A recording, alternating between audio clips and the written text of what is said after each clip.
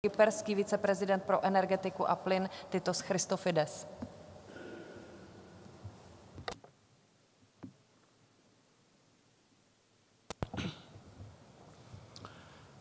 Excellencies, honorable ministers of the Czech Republic, esteemed speakers, distinguished guests, ladies and gentlemen. It is with great pleasure that I am here today to present to you how a small island in the Mediterranean Sea, Cyprus, can have a crucial role and great contribution to the global energy sector at a time of ongoing developments and rising challenges. Development and challenges that we believe should be tackled today in order to safeguard the European Union's long-term energy goals and future security of energy supply. At the outset, please allow me to quote some geopolitical facts about Cyprus. Cyprus is situated in the southeastern corner of the Mediterranean basin and with an area of 9,251 square kilometers is the third largest island in the Mediterranean Sea. Also, as I am sure you are very well aware of, Cyprus is, as of May 2004, a full member of the European Union and will, on the 1st of July, assume the presidency of the Council of the European Union. Cyprus remains to this day an isolated energy island, as it has no interconnections with the trans-European gas and electricity networks, or the necessary infrastructure to be able to participate in the single European energy market. Moreover, Cyprus presently has no internal gas market, as no gas is being supplied on its territory, and is not a gas-driven economy. On the other hand, the European Union, through coordinated measures and policies, aims to ensure both the short and long-term energy security of supply, setting targets for the completion of the internal energy market. Ensuring the uninterrupted supply of energy demand is a basic prerequisite for economic and social development, for maintaining high levels of competitiveness within the European Union. It is therefore of great importance to ensure the creation of the necessary energy infrastructures that will in turn ensure the energy self-sufficiency of the European Union. To facilitate the realization of the above-mentioned energy policy, the European Commission announced a proposal for a regulation which aims at the implementation of trans-European energy networks that are projects of common interest. The proposed regulation on the guidelines for trans-European energy infrastructures defines a limited number of trans-European energy corridors covering different geographical areas, the implementation of which is considered essential for achieving the objectives of European Union policy, including energy security. Cyprus is included, along with other member states, in the priority gas and electricity corridors related to the southeastern Europe. Therefore, Cyprus is participating in the Southeastern Europe Working Group that will identify and evaluate north-south interconnection projects that could be proposed as projects of common interest, PCI, in accordance to the regulation. The possibility of developing certain electricity and gas interconnection projects that will end the isolation of Cyprus if implemented are currently being studied by project promoters. We look forward to the successful completion of these studies in order to facilitate the proper development of these projects that could be also considered as projects of common interest. Within the framework of the above-mentioned policies and programs, aiming to strengthen the security of energy supply, to enhance energy self-sufficiency and shield the country's geostrategic role, the Republic of Cyprus has been developing over the past few years systematic actions and plans in the energy gas sector. Just as our neighboring countries in the southeastern Mediterranean did several decades ago, Cyprus decided a few years ago to commence hydrocarbon exploration activities within its exclusive economic zone. The first licensing round was held in 2007 and resulted in the granting of a hydrocarbon exploration license to Noble Energy International Limited for exploration block number 12. The Republic of Cyprus is now entering the economic and technological fields of energy resources exploration for the very first time in its history. As a consequence, it needs to create all necessary institutional, legal, operational, technological, and construction facilities from scratch, based only on its existing, efficient, and tested institutions which have contributed to the successful economic growth of our country during the last few decades. We are also dependent on the experiences and models of management of natural energy resources of countries such as Norway, Holland, as well as others.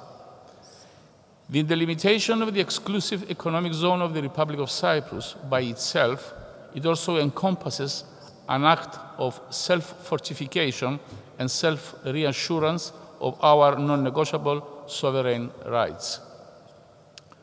The announcement made by Noble Energy International on the 28th of December 2011 regarding the discovery of significant reserves of natural gas in Block 12, also known as the Aphrodite Block, in the exclusive economic zone of the Republic of Cyprus of some 5 to 8 trillion cubic feet has placed Cyprus on the energy resources map of the world.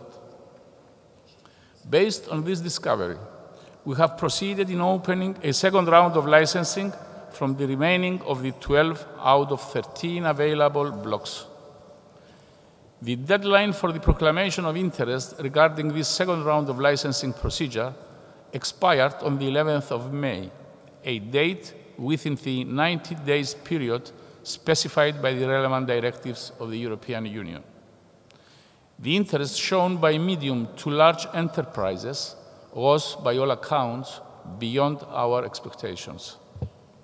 Undoubtedly, the recent discovery of substantial quantities of natural gas within the exclusive economic zone of Cyprus, in combination with the potential utilization of other gas deposits and future gas findings in the area, opens up new prospects and gives a large new impetus to the role of Cyprus in the global energy map and the European energy market. In the context of the development of indigenous natural gas deposits, the possibility of installing a sub-sea pipeline for the transportation of natural gas in Cyprus so that it can then be distributed for domestic use is of utmost importance and is currently under examination. Additionally, we are currently evaluating the potential establishment of the necessary infrastructure for liquefying the natural gas for export. A gas liquefaction plant in Cyprus can constitute the necessary regional energy infrastructure that may contribute to the diversification of supply sources and the security of energy supply, since it could serve as a flexible hub interface for the large quantities of natural gas located in the greater Eastern Mediterranean Sea, also known as the Levantine Basin. The total amounts of natural gas reserves of the Eastern Mediterranean Basin, estimated at 120 up to 150 trillion cubic feet, comprise a significant reserve which could satisfy the energy demand of the EU for a long time. Secondly, it is important because the Cyprus reserves are situated at only 500 kilometers away from the southern part of continental Europe. As you might have already observed, the energy sector in Cyprus, in relation to both domestic and global developments, is at a critical juncture. The strategic position of Cyprus in the Mediterranean Sea, in conjunction with the recent gas discoveries in the region and plans for their export, could prove an alternative and fully flexible gas storage for LNG hub for the European Union and the rest of the world. I would like to end my talk by summing up on 5 very important issues which are currently in progress. Specifically, 1. As it is well known, there are ongoing discussions between task forces of experts of the 2 countries, Cyprus and Israel, with common goal the unitization of the natural gas reserves of the 2 countries. 2. Recently, on the 4th of March 2012, a cooperation agreement was signed between the companies Day Quantum and the Israeli national electricity provider IEC under the auspices of the Ministry of Energy and Water of Israel and in the presence of the Minister, Mr. Uzi Landau.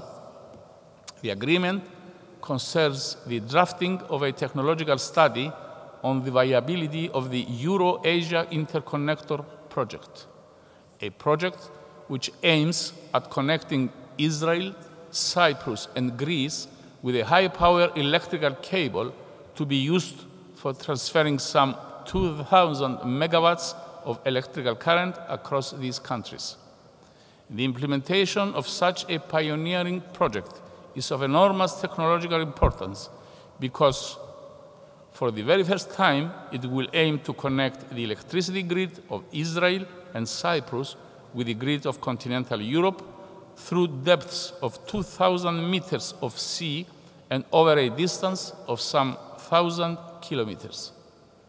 This project opens up a new dimension in the usage of natural gas reserves, not only as an exportable raw material anymore, but in the form of electricity as the final product.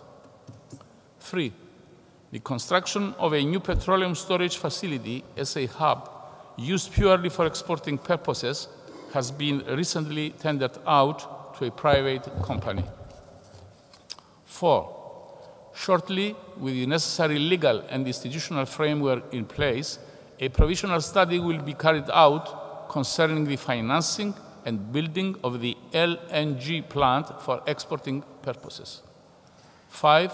We are currently considering all viable parallel solutions regarding the faster introduction of natural gas to Cyprus, either by exploiting our own reserves by 2016 or 17, or otherwise, in order to lower the cost of electricity production by our national electricity provider, EAC. Lastly, on the discussion table, there is always the issue of implementing the project of techno-economic viability study for the construction of a natural gas undersea pipeline for the supply of natural gas from the reserves of Israel and Cyprus to continental Europe. Thank you all for your attention, and I wish every success to the summit's proceedings. I welcome you all to this big Cyprus endeavor. Thank you.